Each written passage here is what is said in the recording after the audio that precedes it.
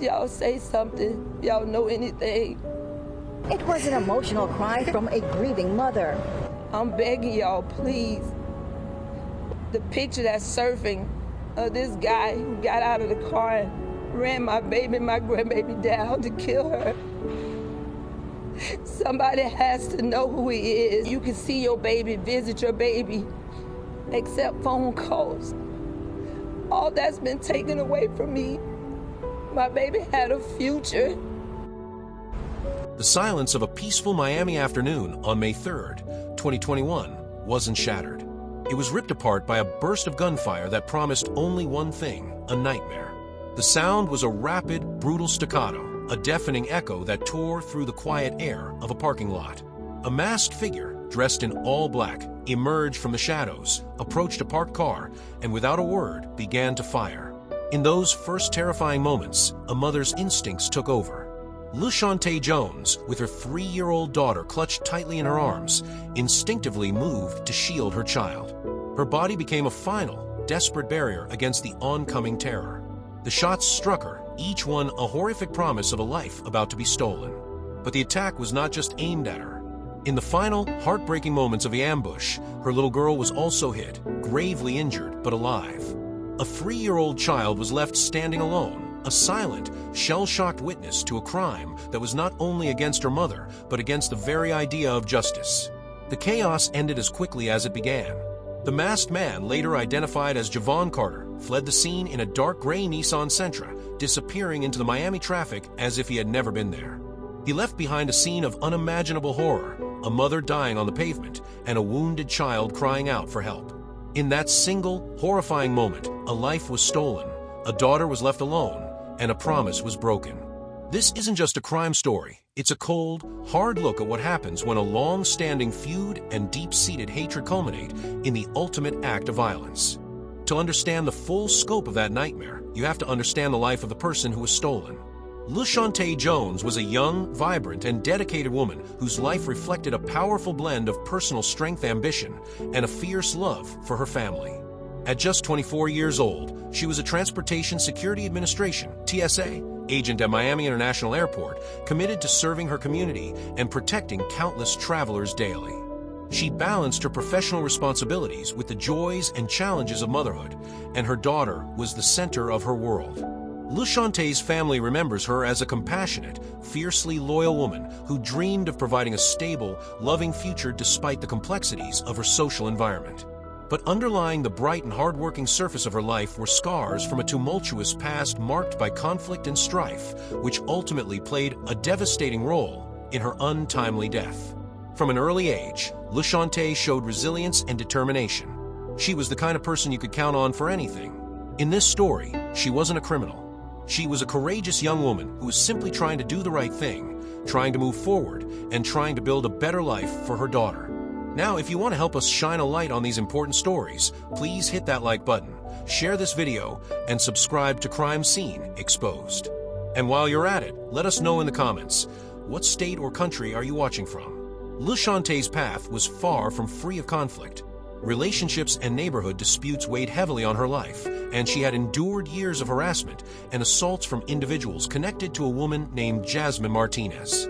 The simmering feud between the two women, exacerbated by romantic entanglements and criminal interference, had escalated over time.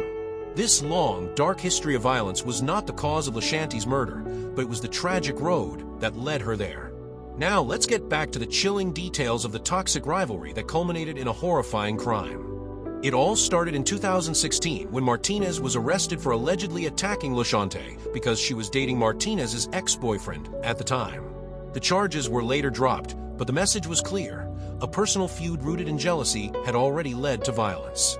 2 years later, in 2018, the animosity flared up again. Police investigating a separate matter actually witnessed Martinez physically assaulting Lushante, punching her in the face. This incident led to another arrest, highlighting the ongoing, aggressive nature of their rivalry. It was clear that this was not a one-time issue. It was a relentless campaign of harassment, a constant threat that loomed over Lushante's life. But the conflict extended far beyond simple physical altercations. The legal system, which should have been a source of protection, became another battleground. After a court hearing in February 2020, Martinez's then-boyfriend, Kelly Nelson, was arrested for assaulting LaShante and stealing her phone and wallet in a courthouse parking lot. He was also armed at the time of the attack. LaShante, with a courage that would ultimately cost her everything, became the key witness against Nelson.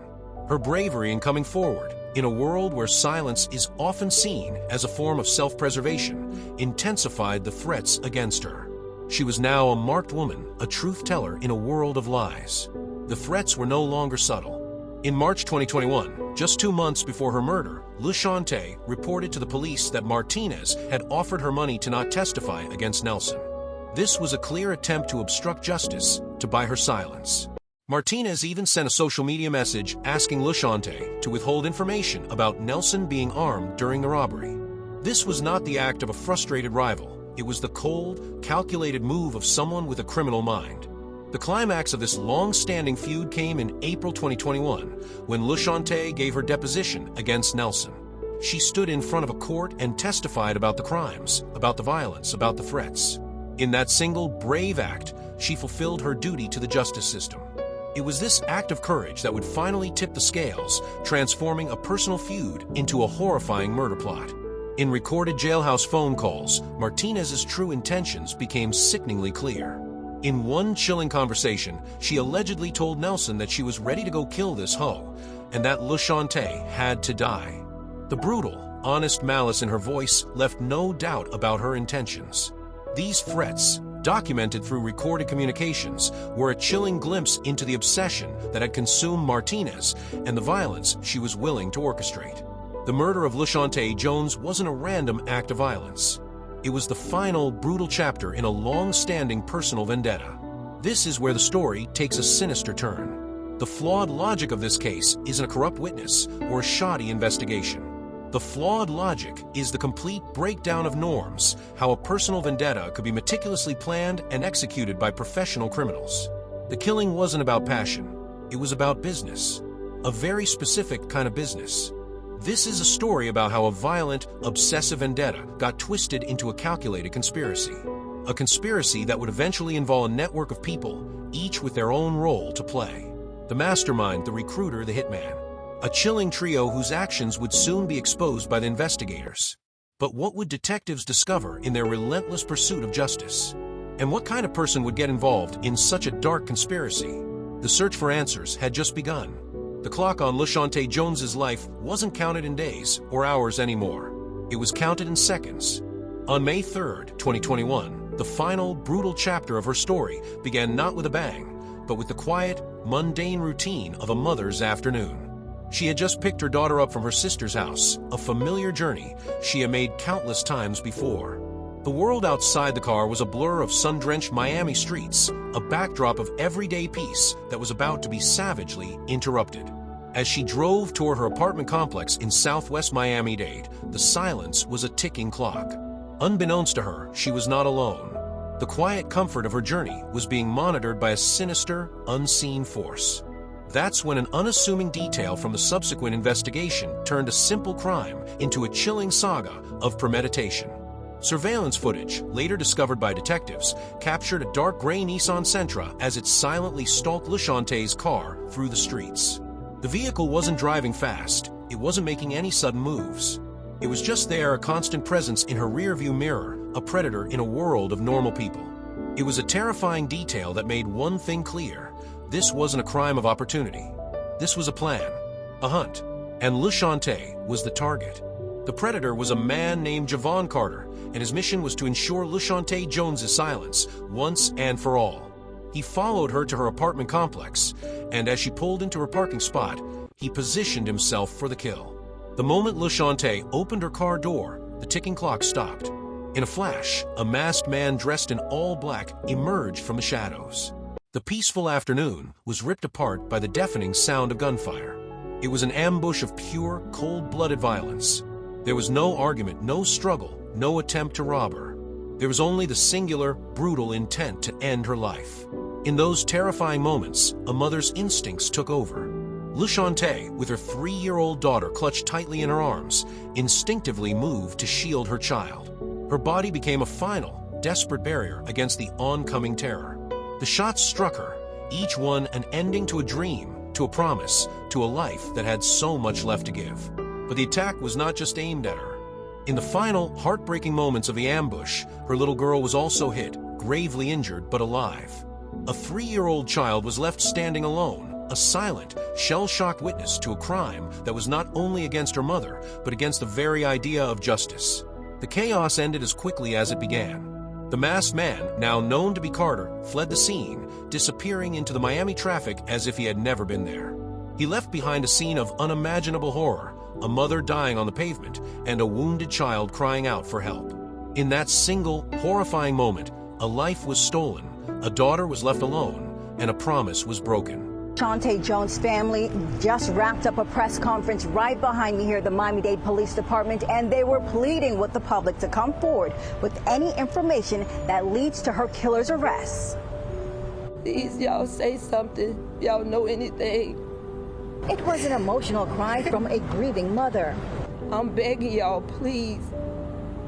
The picture that's surfing of this guy who got out of the car and ran my baby, my grandbaby down to kill her.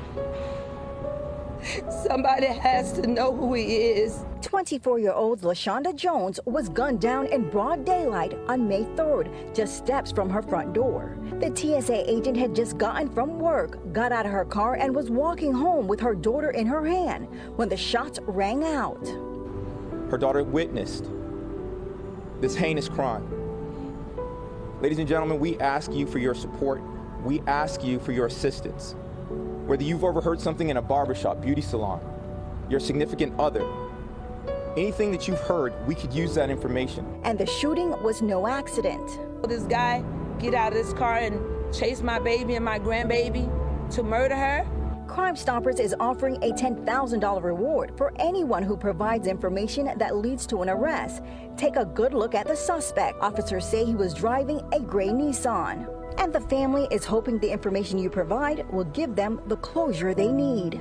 You can see your baby, visit your baby, accept phone calls. All that's been taken away from me. My baby had a future. Now, that shooting happened at the Coral Bay Cove apartment complex on 200 Southwest 258th Street and Old Dixie Highway in Naranja. Again, a $10,000 reward is being offered for anyone with information that leads to their killer arrest. And in the wake of a horrifying ambush, a community reeled from the loss of LaShontae Jones. The serene Memorial Day afternoon was now a crime scene, a chilling reminder that peace could be shattered in an instant. The heartbreak was immediate and widespread. The Transportation Security Administration, TSA, where LaShontae worked, issued a statement mourning the loss of a young, vibrant officer, a woman who dedicated her life to protecting others, only to be left defenseless herself. Her family and friends were left with a grief so profound it seemed impossible to contain. But even in the midst of their shock and sorrow, one question echoed in the streets of Miami: who did this? The Miami-Dade Police Department embarked on a relentless investigation, leveraging every piece of evidence available.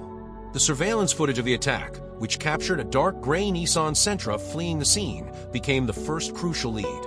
This was not a case of a ghost disappearing into the night. The killer had left a digital footprint. This was not a mistake. It was a trophy, a chilling, unrepentant declaration of his crime. The video showed Carter casually counting large stacks of cash, a gleam of satisfaction in his eyes. Speaking directly to the camera, he quips, "A day in the office." In that moment, the entire brutal story of LaShontae Jones's murder was given a chilling new meaning. It was not a crime of passion or a moment of insanity. It was a business deal, a cold, paid job. This video was the ultimate proof, a self-inflicted wound that would leave no room for doubt. It was a digital fingerprint that captured the brutal reality of the crime.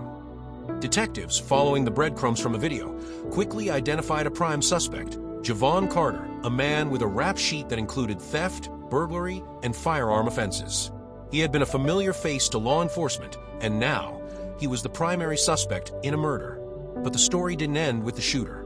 The detectives, driven by a gut feeling that this was not an isolated act, dug deeper. Their investigation soon linked Carter to another man, Romeo Robinson, who was suspected of recruiting Carter for the hit. Robinson, with his own history of armed robbery and drug trafficking, provided the missing link between the gunman and the person who had orchestrated the entire plot, Jasmine Martinez. With the web of conspirators finally exposed, the prosecution began to build a case that was as meticulous as the plot itself. Their evidence was built on 3 shocking pillars, each one more damning than the last. First, there was the PPP loan twist. This was where the cynicism of the crime reached its most absurd height. Investigators uncovered that Jasmine Martinez had fraudulently obtained $15,000 from the Federal Paycheck Protection Program, a fund created during the COVID-19 pandemic to help struggling businesses stay afloat. This money, meant to save jobs and keep families from ruin, was allegedly funneled directly into the murder plot. Martinez diverted $10,000 of that taxpayer-funded money to pay Javon Carter for the murder. It's hard to imagine a more brazen and insulting perversion of government aid. It was a cold-blooded assassination paid for with money meant to help people survive a global health crisis. Second, the prosecution had the chilling selfie video. After Javon Carter's arrest, a video was recovered from his cell phone. It showed Carter sitting in a car casually counting thick stacks of cash with a grin of satisfaction. Speaking directly to the camera, he quips, "A day in the office." In that single, unrepentant moment, the truth was laid bare for the jury to see. This was not a crime of passion or a moment of insanity. It was a cold, paid job. The video served as the ultimate proof, a self-inflicted wound that left no room for doubt. Finally, the case was cemented by the digital footprints left behind by the conspirators. Phone records revealed a flurry of calls and messages linking the trio in the weeks leading up to the murder, showing their tight coordination. The prosecution also introduced chillingly explicit quotes from recorded jail calls between Martinez and Nelson, in which she declared she was ready to go kill this hoe, and that LeShante had to die. The evidence showed a conspiracy that operated with chilling premeditation. On February 11, 2022, law enforcement finally moved in, arresting Carter, Robinson, and Martinez. Carter was charged with first-degree murder and attempted murder for the shooting of the child. Robinson was charged with conspiracy and involvement, while Martinez faced federal charges related to the PPP fraud and conspiracy to commit murder. The legal battle that followed was a painstaking, methodical breakdown of the conspiracy. The prosecution laid out the evidence, piece by painstaking piece, connecting the PPP fraud to the selfie video to the phone calls to the murder itself. In the end, justice prevailed. Carter and Martinez were found guilty of first-degree murder and sentenced to life in prison. Robinson pleaded guilty to conspiracy and received a 25-year sentence. The verdicts were a victory, but for LeShante's family, they felt hollow. No sentence, no verdict, and no amount of justice could ever bring her back. The system had, in the end, done its job, but only after LeShante had already paid the ultimate price. The case stood as a grim testament to the fact that while justice can sometimes be won, it often comes too late. The courtroom verdicts brought a sense of finality to a case that had dominated headlines for months. Jasmine Martinez and Javon Carter were sentenced to life in prison, and Romeo Robinson received 25 years. But for LeShante Jones's family, the justice served was bittersweet. No verdict, no sentence, no amount of time behind bars could bring back their daughter, their sister, their mother. Her memory, however, became a powerful force for change, proving that her life and her death were not in vain. The most profound part of LeShante's legacy is the long-term impact on her daughter, who survived the attack. The young girl carries physical scars from that terrifying day, but the emotional scars run far deeper. The legal system, in its methodical way, convicted the killers, but it could never erase the memory of what her daughter witnessed. The family now has a new, solemn duty to raise her in a way that honors her mother's bravery, to tell her about the woman who worked so hard to give her a better life, and to ensure her mother's death was not in vain. Her life is a living testament to a mother's sacrifice and a tragic reminder of what was lost. But LeShante's legacy also became a demand for change. Her story was not just a one-off tragedy that faded from the headlines. It became a national wake-up call. It was a high-profile example used by advocates to highlight the gaping holes in victim protection and witness security. It forced people to ask a painful question. What good is a legal system that demands a citizen's courage but fails to protect them when they answer the call? Her story showed that in a world where no snitching is a common, dangerous code, we have a duty to create a better system for those who choose to speak up. Her case also exposed a bizarre and deeply troubling abuse of public trust. The PPP loan twist, the very idea that a government program meant to help struggling families was weaponized to fund a murder, was an act so audacious it forced a national conversation. It highlighted the need for more stringent oversight of government aid and showed how a lack of accountability can have devastating, life-ending consequences. It's a chilling reminder that a lack of supervision can enable greed and violence to thrive in the most unexpected ways. The ultimate lesson of LaShontae Jones's story isn't just about a murder. It's about how a deep-seated, personal hatred can fester and grow into a cold, calculated murder-for-hire plot. It's about the shocking lack of moral boundaries that allowed a government relief program to be weaponized. Her story forces us to confront a hard truth, that true justice is not just a verdict. It's a relentless demand for accountability, not just from the criminals who commit the crimes, but from a society that must work harder to protect those who risk everything for a piece of the truth. LaShontae's life was a testament to courage. She deserved more. Her daughter deserved more. And it's up to all of us to ensure her death was not in vain. Her story, as difficult as it is to hear, is a story that must be told. Because only by confronting the truth can we hope to change it. When we talk about LaShontae Jones, it's easy to get lost in the horrifying details of her death. The gunfire, the parking lot, the injustice of it all. But her story is not just a collection of facts. It's a living memory of a life stolen far too soon. She was a 24-year-old single mother who dreamed of a better life for her daughter. She was a dedicated TSA agent who found pride in her work and who carried herself with a quiet dignity. She was a person who, despite facing immense struggles, chose courage when faced with a violent crime. She wasn't a victim of circumstance. She was a casualty of a dangerous code of silence and a long-standing, obsessive vendetta. Her story, as difficult as it is to hear, is one that must be told. It's a powerful call to action for society to do better, to protect its most vulnerable, and to challenge the dangerous forces that would rather silence a witness than see justice served. It reminds us that while we can't always prevent the crime, we can fight to build a world where the act of telling the truth is not a death sentence. The story of LaShontae Jones is a painful reminder that accountability must be relentless. If you believe in the power of shining a light on these crucial stories, please hit that like button, subscribe to Crime Scene Exposed, and share this video with someone who needs to hear her story. Join our community in the fight for a world where no one has to die for doing the right thing. Thank you for watching.